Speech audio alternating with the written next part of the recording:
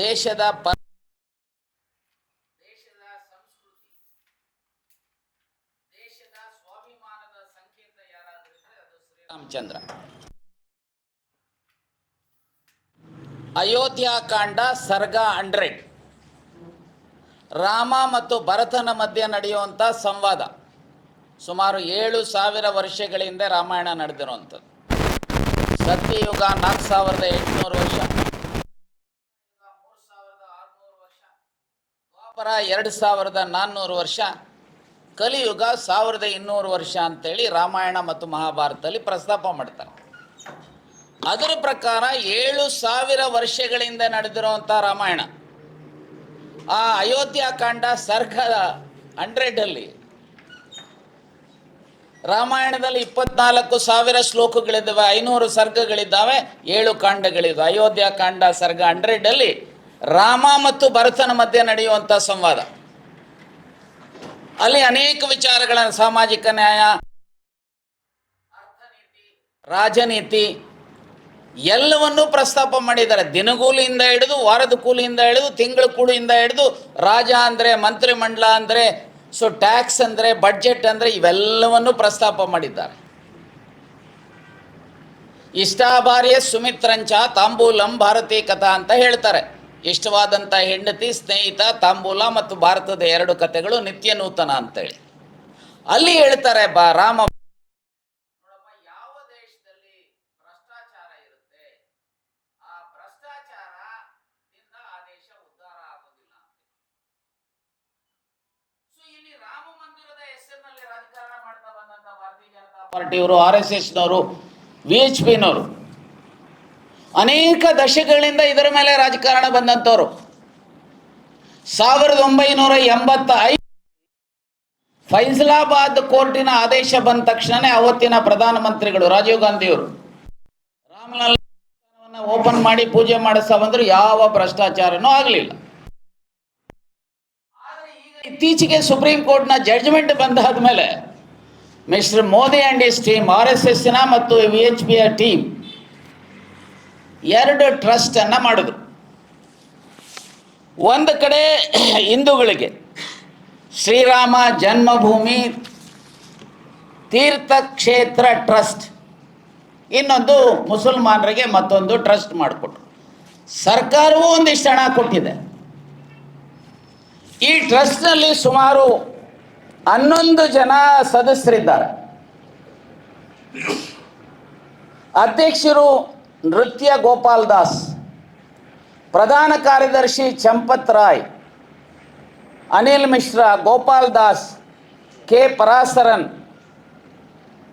ಇದರ ಜೊತೆಗೆ ಇವರಲ್ಲದೆ ಪದನಿಮಿತ್ತ, ಇದು ಬಹಳ ಇಂಪಾರ್ಟೆಂಟ್, ಪದನಿಮಿತ್ತ ಸದಸ್ಯರುಗಳಿಗಾದ ಕೇಂದ್ರ ಸರ್ಕಾರದ ಕಾರ್ಯದರ್ಶಿ ಪ್ರಶಾಂತ್ ಲೇಖಂಡೆ, ಕೇಂದ್ರ ಸರ್ಕಾರದ ಕಾರ್ಯದರ್ಶಿ ಪ್ರಶಾಂತ್ ಲೇಖಂಡೆ, ಉತ್ತರ ಪ್ರದೇಶ ಸರ್ಕಾರದ ಕಾರ್ಯದರ್ಶಿ ಸಂಜಯ್ ಪ್ರಸಾದ್, ಅಯೋಧ್ಯಾ ಜಿಲ್ಲಾ ಮ್ಯಾಜಿಸ್ಟ್ರೇಟ್ ಶಶಾಂಕ್ ತ್ರಿಪಾಠಿ, ಪ್ರಧಾನಿಯವರ ಮಿಸ್ಟರ್ ಮೋದಿಯವರ ಮಾಜಿ ಪ್ರಧಾನ ಕಾರ್ಯದರ್ಶಿ ನೃಪೇಂದ್ರ ಮಿಶ್ರಾ, ಇವರುಗಳು ವಿಶೇಷ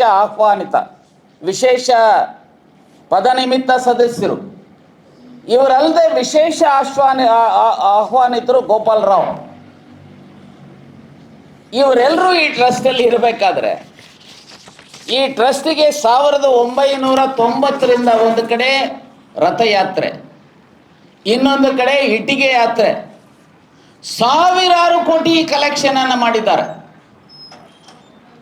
ಆದರೆ ರಾಮನ ದೇವಸ್ಥಾನದಲ್ಲಿ ಇವತ್ತು ಈ ದೇಶಪ್ರೇಮಿಗಳು ಅಂತ, ದೇಶಭಕ್ತರು ಅಂತ ಹೇಳ್ಕೊಳ್ತಾ ಇದ್ದಾರಲ್ಲ, ಇವರಿಗೆ ಮಾನ ಮರ್ಯಾದೆ ಇದೆಯೇನು? ಇವ್ರಿಗೇನಾದರೂ ಮಾನ ಮರ್ಯಾದೆ, ನಾಚಿಕೆ ಅನ್ನುವಂಥದ್ದು ಏನಾದರೂ ಇದೆಯಾ? ನಮ್ಮ ರಾಜ್ಯದವರೇ ಯಾರೋ ಗೋಪಾಲ್ ನಾಗರಕಟ್ಟೆ ಅಂತೇಳಿ RSSನ ಪ್ರಚಾರಕರು, ಅವ್ರಿಗೂ ಬಂದಿದೆ ಅಂತೇಳಿ ಇವತ್ತು ಅವರು ಸಹ ಲೂಟಿಯಲ್ಲಿ ಭಾಗಿಯಾಗಿದ್ದಾರೆ ಅಂತೇಳಿ ಅನೇಕರೇ ಹೇಳ್ತಾ ಇದ್ದಾರೆ. ನಾನು ನಿಮ್ಮ ಮೂಲಕ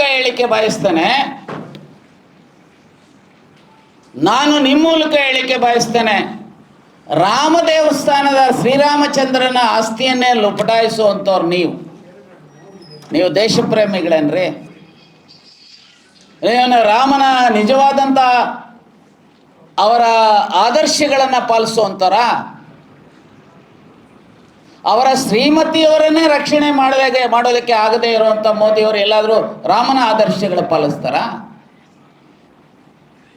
ಕೆಲಸಕ್ಕೆ ಬರದೇ ಇರುವಂಥ 8 ಜನರನ್ನ ಅವ್ರನ್ನ ಅರೆಸ್ಟ್ ಮಾಡ್ತಾರೆ.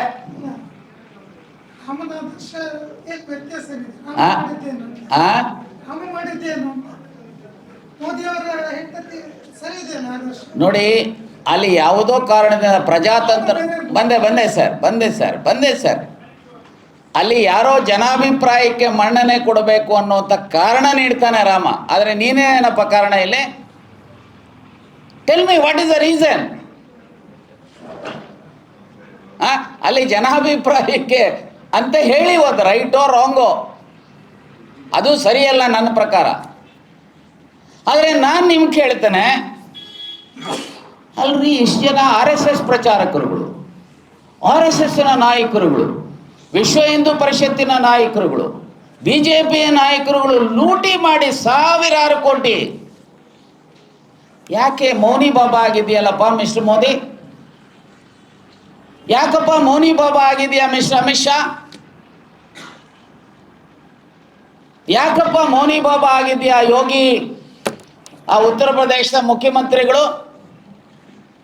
ನಾಚಿಕೆ ಆಗೋದಿಲ್ವೇನ್ರಿ? ರಾಮನ ದೇವಸ್ಥಾನ ಲೂಟಿ ಮಾಡ್ತೀರಲ್ರಿ.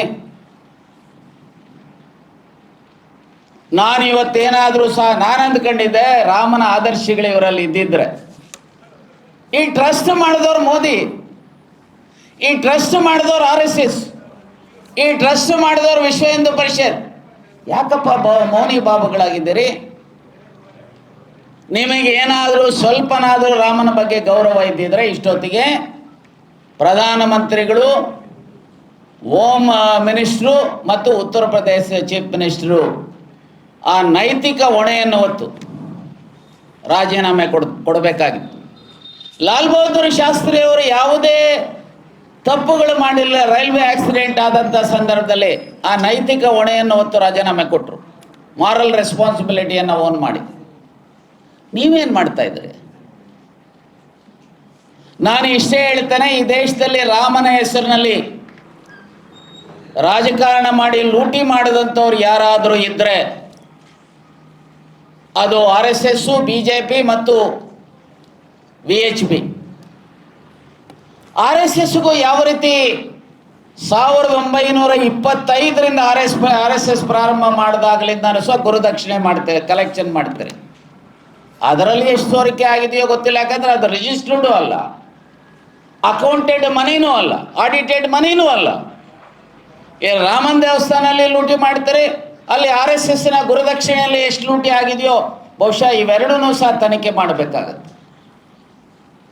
ಅದರಲ್ಲೂ ಸುಪ್ರೀಂ ಕೋರ್ಟಿನ ಸಿಟ್ಟಿಂಗ್ ಜಡ್ಜಿನ ಸೂಪರ್ವಿಷನಲ್ಲಿ CBI ತನಿಖೆಗೆ ಒಳಪಡಿಸಬೇಕು ಅಂತೇಳಿ ಆಗ್ರಹ ಮಾಡ್ತಾನೆ. ಅಷ್ಟೇ ಅಲ್ಲ, ಇದರ ನೈತಿಕ ಹೊಣೆಯನ್ನು ಹೊತ್ತು 3 ಜನ ಪ್ರಧಾನಮಂತ್ರಿಗಳು, ಕೇಂದ್ರದ ಗೃಹ ಸಚಿವರು ಮತ್ತು ಉತ್ತರ ಪ್ರದೇಶದ ಮುಖ್ಯಮಂತ್ರಿಗಳು ರಾಜೀನಾಮೆ ಕೊಡಬೇಕು.